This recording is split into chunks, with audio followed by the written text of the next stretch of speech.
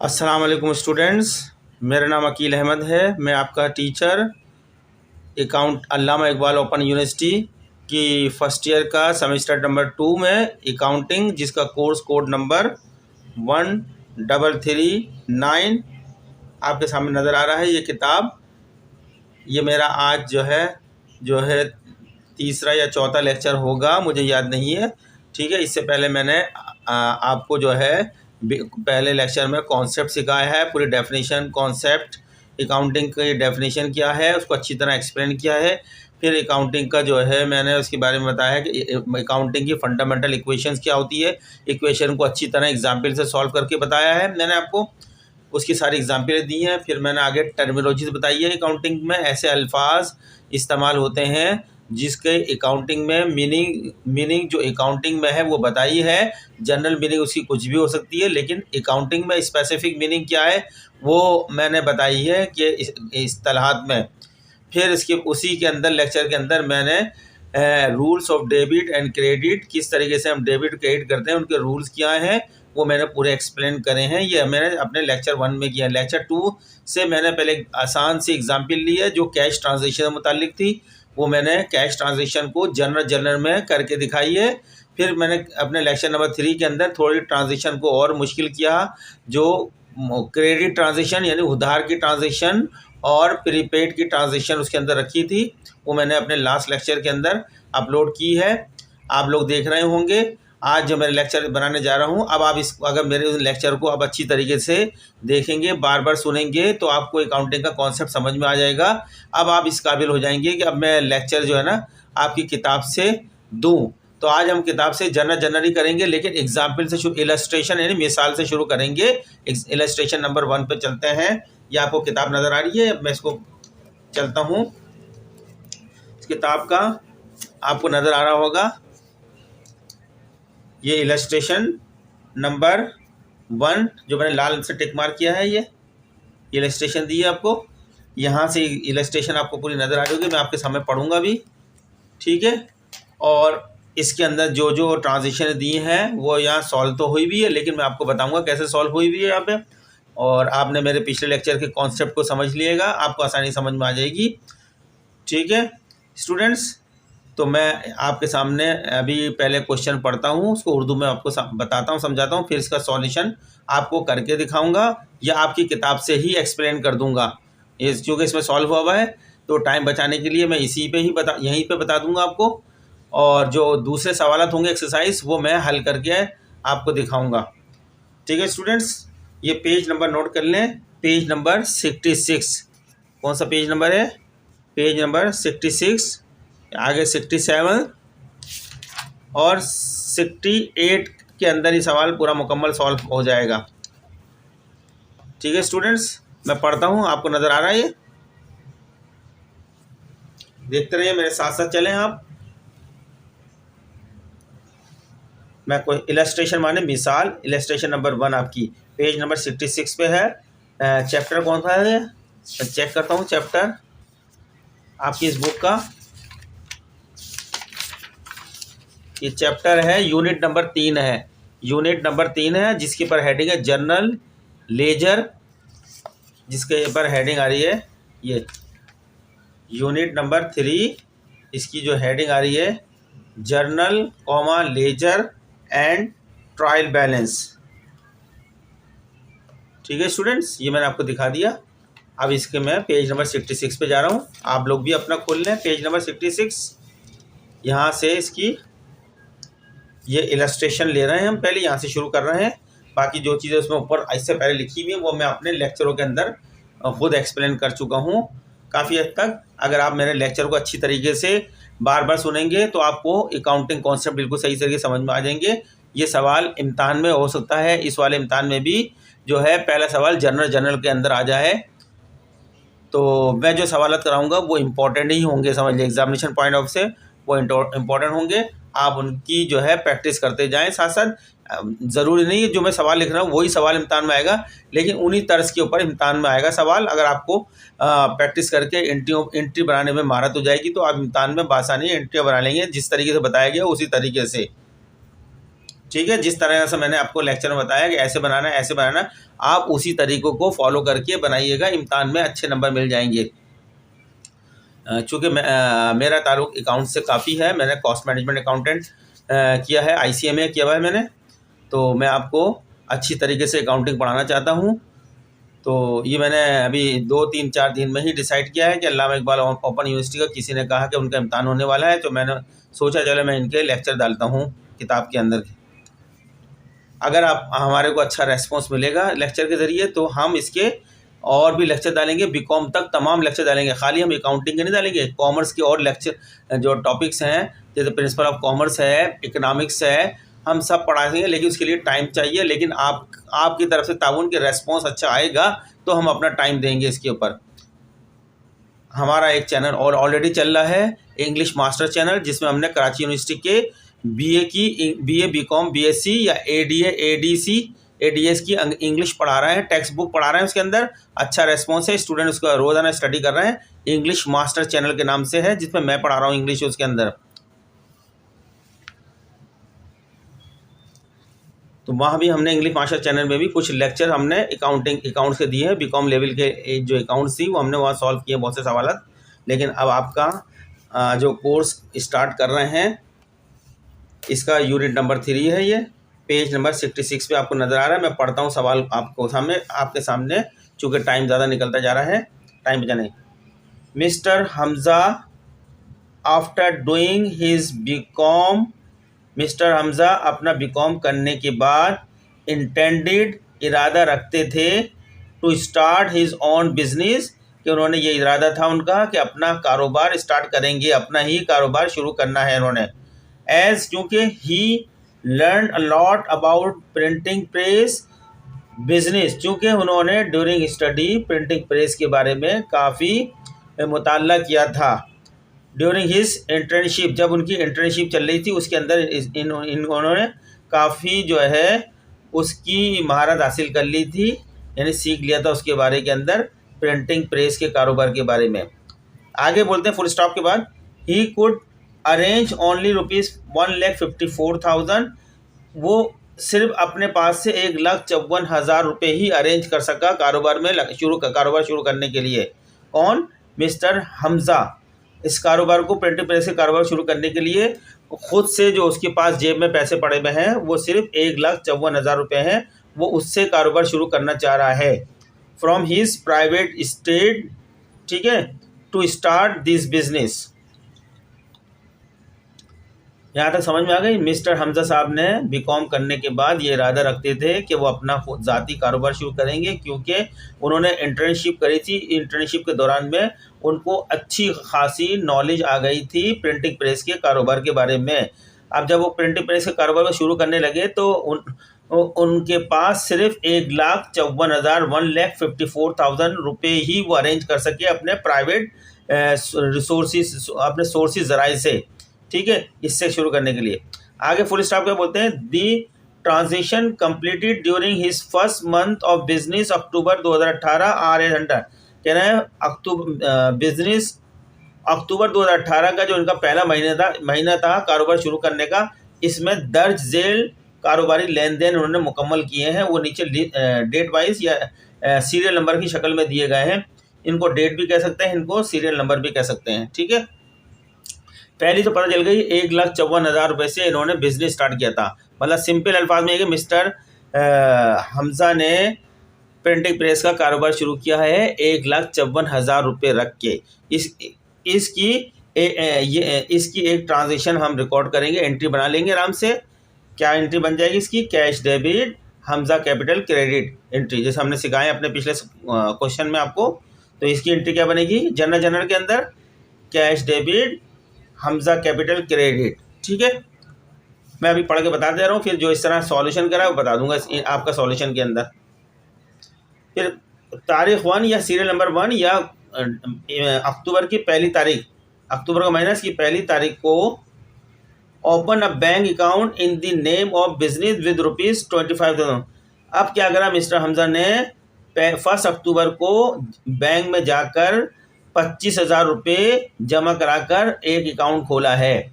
तो इसकी एंट्री जो कंपनी इनके हमजा के कारोबार के पास कैश था, उस कैश से उसमें से 25,000 रुपये निकाले और बैंक को डिपॉजिट करा दिए और इस तरह अकाउंट खुल गया। तो इसकी एंट्री आराम से पास हो जाएगी। पैसा कंपनी के पास से यानी कारोबार के पास से निकल के बैंक में चले गए, बैंक डेबिट।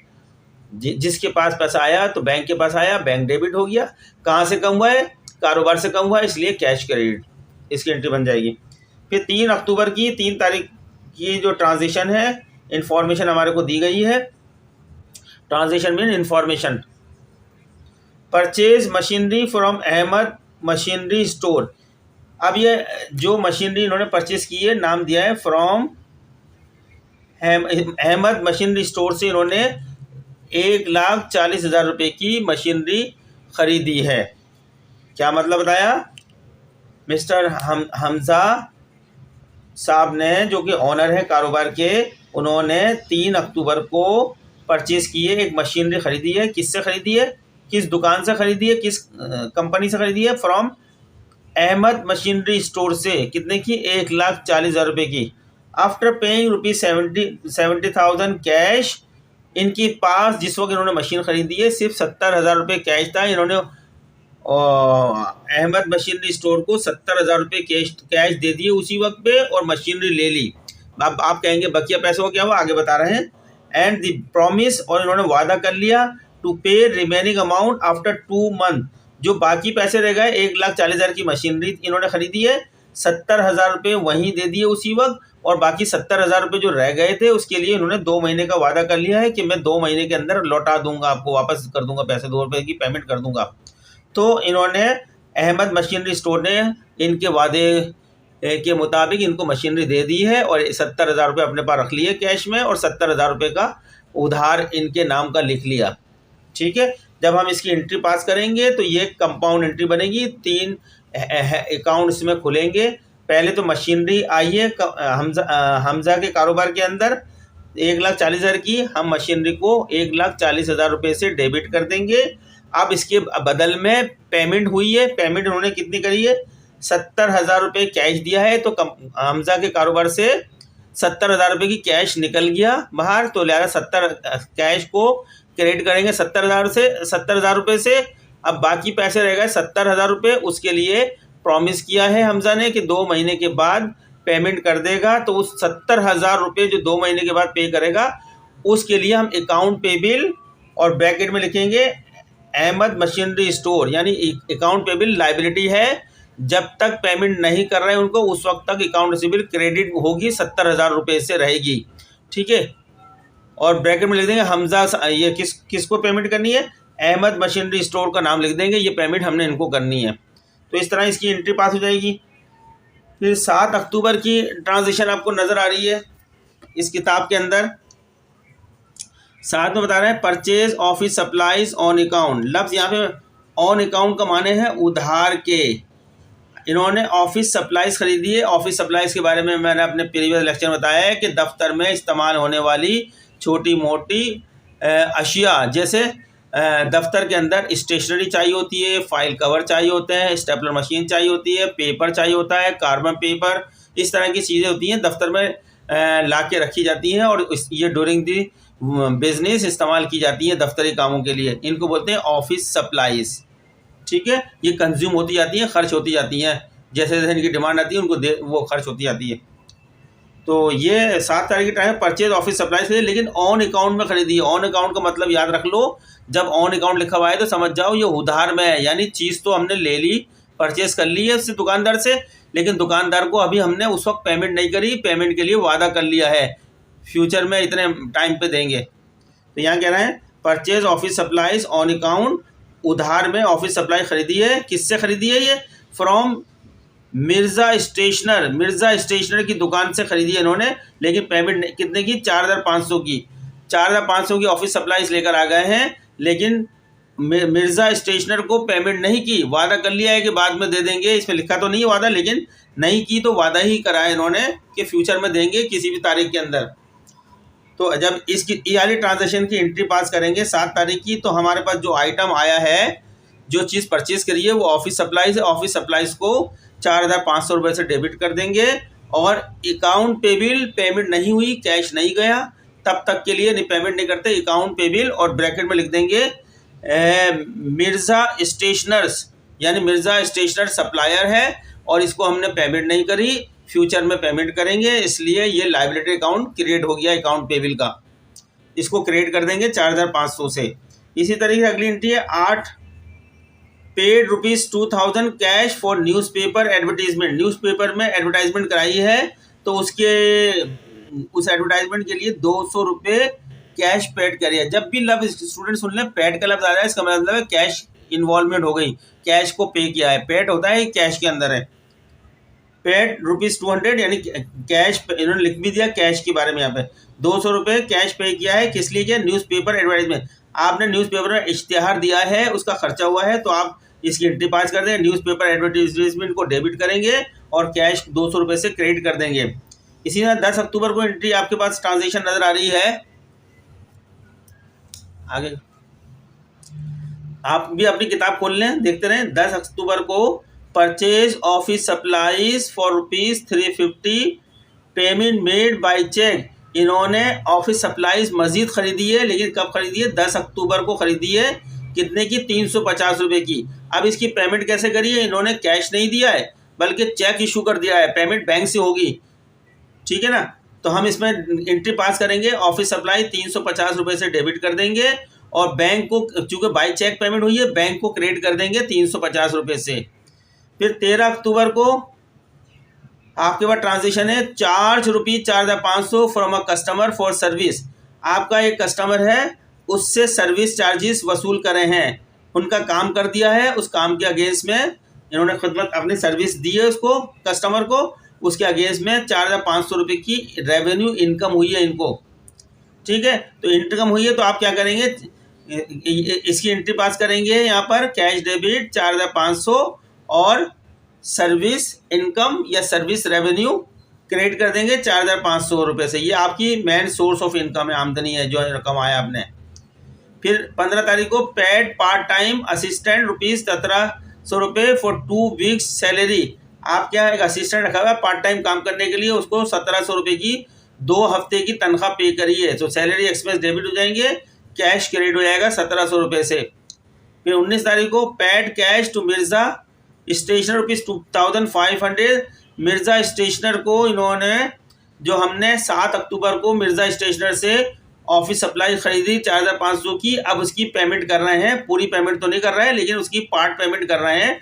4500 में से 2500 की पेमेंट कर रहे हैं। तो जब पेमेंट कर देंगे अकाउंट पेबिल को, मिर्ज़ा स्टेशनर को, तो एंट्री पास करेंगे अकाउंट पेबिल मिर्ज़ा स्टेशनर्स के नाम से 2500 से डेबिट करेंगे और कैश 2500 से क्रेडिट कर देंगे। 20 अक्टूबर की एंट्री है receive ₹9200 cash from the sale of this days, ठीक है ना। जो सेल करी है इन्होंने, उस सेल्स की जो है 9200 रुपये इनके पास वसूल हुए हैं। तो हम क्या करेंगे? कैश डेबिट कर देंगे 9200 रुपये से और सेल्स को क्रेडिट कर देंगे 9200 रुपये से। यह भी आमदनी आपकी, सेल्स भी।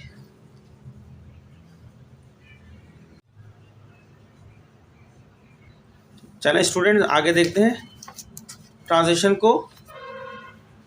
आगे आपके सामने ट्रांजेक्शन नज़र आ रही है, मैं थोड़ा बड़ा कर देता हूँ। नज़र आ रही है स्टूडेंट्स? मेरे ख्याल में नज़र आ रही है। आगे दी है आपको 25 तारीख को दी है, 25 तारीख की provide service to Ali. Ali को इन्होंने अपनी सर्विसेज प्रोवाइड करी हैं। हु प्रॉमिस टू पे ₹5600 इन नेक्स्ट मंथ। यानी सर्विसेज तो हमने अली को, उनका कोई काम था अली का, हमने कर दिया है, लेकिन हमें उसके बदल में पैसे नहीं मिले। तो उसमें हम क्या एंट्री पास करेंगे? सर्विसेज दे दिए इन्होंने, तो हम करेंगे अकाउंट रिसीवेबल अली को डेबिट कर देंगे, कितने से? 5600 से, और सर्विस रेवेन्यू या सर्विस इनकम को क्रेडिट कर देंगे 5600 रुपये से। 31 अक्टूबर को एंट्री है paid ₹1200 for telephone bill for the month. हमने 1200 रुपये टेलीफोन की बिल के पेमेंट कर दी, तो हम एंट्री पास करेंगे जनरल में अपनी टेलीफोन बिल को डेबिट करेंगे 1200 रुपये से और क्रेडिट कर देंगे कैश। फिर 31 तारीख की एक और एंट्री है paid ₹600 for electricity bill for the month. महीने के इलेक्ट्रिसिटी बिल की हमने पेमेंट कर दी, तो एंट्री पास करेंगे, इलेक्ट्रिसिटी बिल को डेबिट करेंगे 600 रुपये से और कैश को 600 रुपये से क्रेडिट कर देंगे। फिर नेक्स्ट एंट्री 31 तारीख की, withdraw ₹1500 cash for personal use. मालिक ने ज़ाती इस्तेमाल के लिए कारोबार से 1500 रुपये निकाल लिए हैं, कैश निकाल लिया है। तो मालिक जब विदड्रॉ करता है तो उसकी इन्वेस्टमेंट कम हो जाती है। तो ऐसी सूरत में जो एंट्री पास करेंगे, ड्राइंग को डेबिट करेंगे 1500 रुपये से। जो मालिक का हमजा नाम जो है हमजा, क्या है, हमजा ड्राइंग के नाम से लिखेंगे, हमजा ड्राइंग डेबिट कर देंगे 1500 रुपये से, और कैश क्रेडिट कर देंगे 1500 रुपये से। तो ये मैंने आपको सवाल पढ़ते पढ़ते सॉल्यूशन भी कर दिया है पूरा का पूरा। तो ये अब आपका सॉल्यूशन यहाँ मौजूद है, मैं यहाँ बता देता हूँ सॉल्यूशन को। ये सॉल्यूशन के अंदर हमने पहली एंट्री जो थी, इसमें इन्होंने 1,54,000 रुपये जो मैंने पढ़ी थी, कारोबार स्टार्ट किया है। तो एक कारोबार स्टार्ट करने की हमने बना दी कैश डेबिट, 1,54,000 रुपये कैश अकाउंट को डेबिट किया, और दूसरा अकाउंट कितना है, कैपिटल अकाउंट को क्रेडिट कर दिया, यानी हमजा कैपिटल अकाउंट। तो इस किताब के अंदर जो कैपिटल जो क्रेडिट कर रहे हैं वो उसके आगे 2 लगा रहे हैं, 2 लगा के क्रेडिट कर रहे हैं। ये पुराना तरीकाकार था, लेकिन आजकल की जो लेटेस्ट अमेरिकन अकाउंटिंग है उसमें तरीकाकार नहीं है। पुरानी ब्रिटिश और इंडियन अकाउंटिंग में होता था, लेकिन आपकी किताब में लिखा हुआ है। तो आप जो भी क्रेडिट करेंगे पहले आगे 2 लिखेंगे, उसके बाद उसका जो अकाउंट है वो लिखेंगे कैपिटल अकाउंट क्रेडिट कर दिया, यानी आप लिखेंगे हमजा कैपिटल। इस कैपिटल किसका है, इसका ऑनर कौन है, हमजा। हमजा कैपिटल को क्रेडिट कर देंगे 1,54,000 रुपये से, और नरेशन कर देंगे started business on October 1, 2004 with cash. ये एक इसको लाइन मार दी, एक एंट्री हो गई है। नेक्स्ट एंट्री फिर 1 तारीख की है, उसके अंदर कहा है कि आपने बैंक में 25,000 रुपये से अकाउंट खोल लिया है। पैसा कंपनी का बैंक यानी कारोबार का बैंक के पास चला गया, तो बैंक डेबिट कर दिया 25,000 रुपये से, और कैश अकाउंट को क्रेडिट कर दिया। जब आप क्रेडिट कर रहे हैं तो 2 साथ में लगा रहे हैं, क्रेडिट के लिए 2 साथ में लगा रहे हैं। ये पुराना तरीकाकार है, आजकल का जो अमेरिकन सिस्टम अकाउंटिंग है उसमें 2 वगैरह का इस्तेमाल नहीं होता है, लेकिन ये पुराने दौर की जो अकाउंटिंग होती थी, इंडियन अकाउंटिंग, ब्रिटिश अकाउंटिंग, जो पुरानी किताबों में है उसके साथ 2 लगता था। लेकिन आपकी किताब में लगाया है तो आप लगा दें, क्रेडिट से पहले जो अकाउंट को क्रेडिट करने जा रहे हैं उससे पहले 2 लगा के क्रेडिट करिएगा, ठीक है। अगर आप नहीं भी करते, जिस तरह मैंने बताया है उसी तरह लिखिएगा, तो इसका कोई असर नहीं पड़ेगा। अब इसने इसकी आपने नरेशन कर दी, यानी एक्सप्लेनेशन कर दी शॉर्ट अल्फाज में। ओपन, ये ट्रांजेक्शन आपने किस चीज़ की करी है, एंट्री किस चीज़ के पास करी है, open bank account with MCB account number. इस अकाउंट नंबर पे आपने अकाउंट खोला, इस अकाउंट नंबर के हवाले से। ये नरेशन करके आपने लाइन मार दी। 2 एंट्रियाँ हो गई आपकी। तीसरी एंट्री 3 तारीख की है, ये मशीनरी अकाउंट डेबिट 1,40,000 रुपये से। अब इसके पास 70,000 रुपये कैश उसी वक्त इन्होंने पेमेंट कर दी। बाकी जो है जिससे मशीन खरीदी है, account payable Ahmad machinery store को क्रेडिट कर दिया। इन्होंने अकाउंट पेबिल नहीं लिखा, सिर्फ नाम लिख दिया सप्लायर का, ठीक है। आप चाहें तो जिस तरह मैंने बताया अकाउंट पेबिल ब्रैकेट में नाम लिख दें सप्लायर का, जो सही तरीकाकार है। लेकिन यहाँ पे इन्होंने नाम नहीं लिख रहा है, हर क्रेडिट को 2 करके कर रहे हैं, तो लिहाजा आप भी खाली नाम दे दिएगा। जिस तरह लिखा है अकाउंट, चाहे तो अकाउंट पेबिल लिख दें, चाहे तो सिर्फ नाम लिख दें, ठीक है। लेकिन जो भी क्रेडिट करेंगे 2 लगा के क्रेडिट कर रही है। ये इन्होंने नरेशन कर दी, बॉट WXC8 प्रिंट यूनिट, ये इन्होंने ख़रीदा था मशीनरी का, जिसका नाम लिखा है इन्होंने, और उसी वक्त 70,000 की कैश की पेमेंट कर दी। बाकी 2 महीने का टाइम ले लिया था, 2 महीने के अंदर पेमेंट कर देंगे बकिया पैसों की। तो ये आपका लाइबिलिटी अकाउंट खुल गया है। फिर 7 तारीख में ऑफिस सप्लाई परचेज की है 4,500 रुपये की। किससे खरीदी है, मिर्ज़ा स्टेशनर से। तो ऑफिस सप्लाई को डेबिट किया, मिर्ज़ा स्टेशनर को क्रेडिट कर दिया, लेकिन क्रेडिट में 2 लगा के कराए, ठीक है। ये नरेशन कर दी परचेज सप्लाईज ऑन अकाउंट का मतलब उधार होता है। 8 तारीख को इन्होंने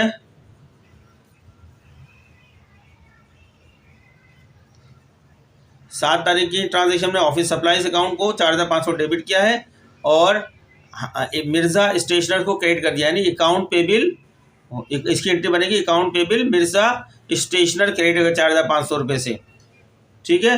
फिर 8 तारीख को एडवर्टाइजमेंट एक्सपेंस को डेबिट किया इन्होंने, और कैश अकाउंट को क्रेडिट कर दिया।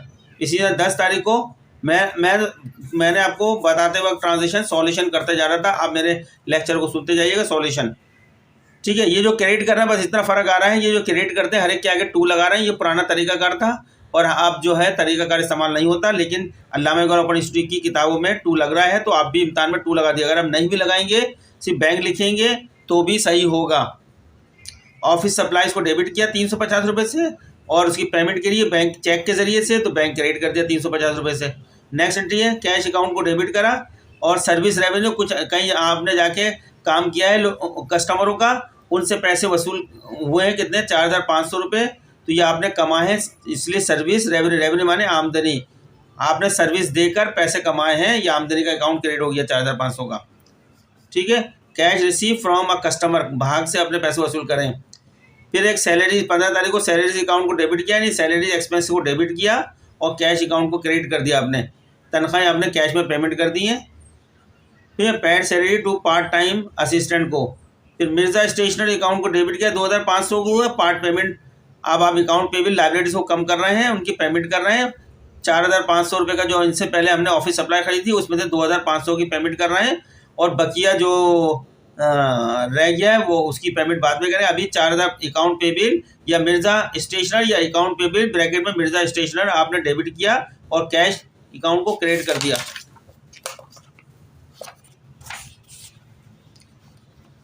ये आपने कैश अकाउंट को क्रेडिट करिए 2,500 से, नरेशन लिखी, वजाहत लिखी और उसको लाइन लगा दी। फिर 20 तारीख को जो है आपने कुछ माल बेचा है, सेल करिए। ठीक है। कैश में सेल करिए 9,200 रुपये की, तो आपके पास कैश आ गया है 9,200 रुपये कैश डेबिट, और सेल्स को क्रेडिट कर दिया 9,200 से, या सेल्स रेवेन्यू लिख कर क्रेडिट कर दिया। हर क्रेडिट के साथ ये 2 लगा रहे हैं, सही है, 2 लगा दिएगा आप भी।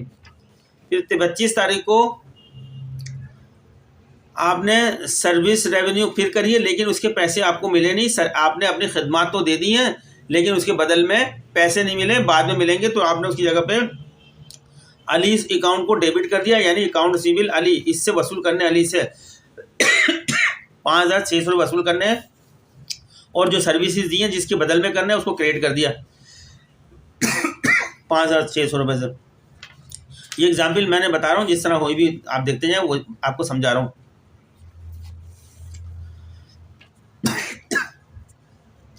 ये टेलीफोन एक्सपेंसेस को आपने डेबिट कर दिया 1,200 रुपये से, 31 ट्रांसफर, और कैश क्रेडिट कर दिया 1,200 रुपये से। 31 तारीख को एक और है, इलेक्ट्रिसिटी एक्सपेंसेस को आपने डेबिट किया 600 रुपये से, कैश अकाउंट को क्रेडिट कर दिया 600 रुपये से।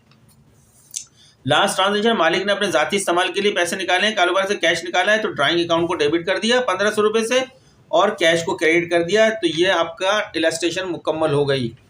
तो उम्मीद करते हैं स्टूडेंट्स तो आपको समझ में आया होगा। आप बार बार लेक्चर को रिपीट करें, आपको बात समझ में आती है। और जिस वक्त मैं सवाल पढ़ा रहा था मैंने उस वक्त भी सॉल्यूशन कर दिया था साथ साथ पढ़ते पढ़ते। ये तो आपकी इलस्ट्रेशन जिस तरह लिखी है मैंने उस तरह कर दी गई है, यानी ओल्ड तरीके से लिखा गया है। ये जो पुरानी इंडियन किताबों में और ब्रिटिश किताबों में जिस तरीके से फॉलो किया जाता, लेकिन आज जो अमेरिकन किताब दुनिया में अकाउंटेंसी चल रही है, जहाँ पे जो है IFRS को फॉलो किया जा रहा है, इंटरनेशनल फाइनेंशियल रिपोर्टिंग सिस्टम को फॉलो किया जाए, वहाँ अब ये टू और फ्रॉम का इस्तेमाल ख़त्म हो चुका है। लेकिन इंडियन, ब्रिटिश वगैरह जो पुरानी किताबें हैं उनके अंदर होता है ये। ठीक है। तो स्टूडेंट्स आप इस लेक्चर को देखें, इंशाल्लाह आपको अब इसके बाद हम आगे और लेंगे। जो सवालात मैं लूँगा मैं अपने हाथ से करके दिखाऊँगा आपको। ठीक है, सॉल्व करूँगा। जो आपकी इलस्ट्रेशन यहाँ से है वो तो इसमें सॉल्व हुई है, मैं सिर्फ समझा रहा हूँ वहाँ पे। तो आपसे रिक्वेस्ट है कि आप हमारे चैनल को सब्सक्राइब करें, लाइक करें, आगे शेयर करें, ताकि हम आपके लिए ज़्यादा से ज़्यादा लेक्चर बनाएं और आप उससे इस्तेफादा हासिल करें। मिलते हैं नेक्स्ट लेक्चर में। आप हमारे पिछले लेक्चर को भी देखिए, उसमें हमने कॉन्सेप्ट क्लियर कराए हैं सारे। आपको बहुत आसानी होगी। अगर डायरेक्टली आप इस लेक्चर को अगर देख रहे हैं तो आपको समझ में नहीं आएगी। इससे पहले हमारे 3-4 लेक्चर जो हमने दिए हैं उनको देखें, उसके बाद आपको स्टेप बाय स्टेप समझ में आएगा, तो ये भी समझ में आती चली जाएगी। तब तक नेक्स्ट लेक्चर तक के लिए अल्लाह हाफिज़।